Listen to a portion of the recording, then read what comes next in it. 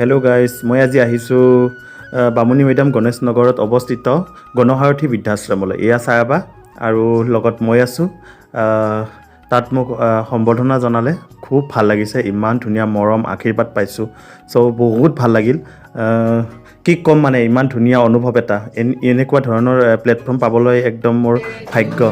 আৰু এয়া আইতাসকলৰ লগত কেক কাটিলোঁ। 4 বছৰ কমপ্লিট হৈ গ'ল, 5 বছৰত সোমালে। চ' খুব ভাল লাগিছিল।